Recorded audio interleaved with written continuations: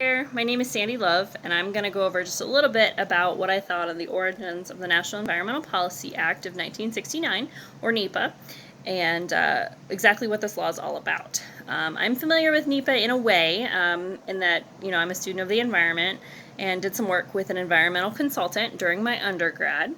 Where we just kind of did some double checking of documents and NEPA regulations, but I had not actually read the law word for word in years. So I was pleased to be able to read it and see that the purpose very clearly states that NEPA will encourage productive and enjoyable harmony between man and his environment. NEPA is a shorter law than I would have guessed it to be, and in reading other laws, they tend to be really wordy with a lot of sections, and they seem to be pretty complicated. NEPA, on the other hand, is relatively short and fairly broad. NEPA established a national policy to protect the environment. It created the Council on Environmental Quality and required that environmental impact statements be prepared for major federal actions that have a significant impact on the environment. Another thing I found interesting about NEPA is that it was created in response to large-scale events that caught public attention, like Rachel Carson's Silent Spring, urban renewal following World War II, the Interstate Highway Program, and many other things. Over the almost 50 years that NEPA has been around, there have been both positive and negative responses to it. I found an interesting article that looks at NEPA in the 21st century.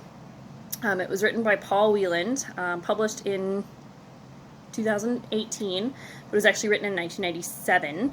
And he goes through the history of NEPA and how it was intended when it was written. He discusses some of the environmental topics and issues that were brought to the forefront of society at the time. And he also talks about how NEPA has worked over the years, including how some presidents have chosen to only appoint a chairman to the Council on Environmental Quality or proposed to abolish the council altogether.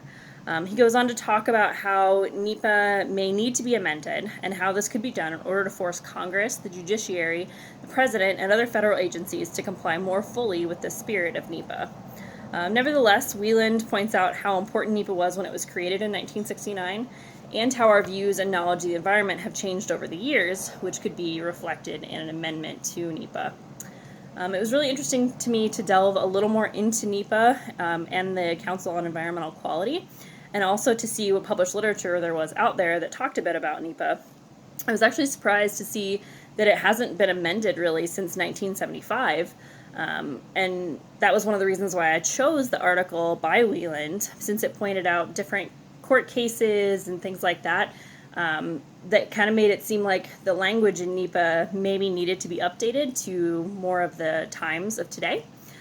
Even though it's definitely an incredibly important law, and it's so unique, and that it was so concise for when it was written, and I'm still surprised that it hasn't had a major revision in recent years. Thanks.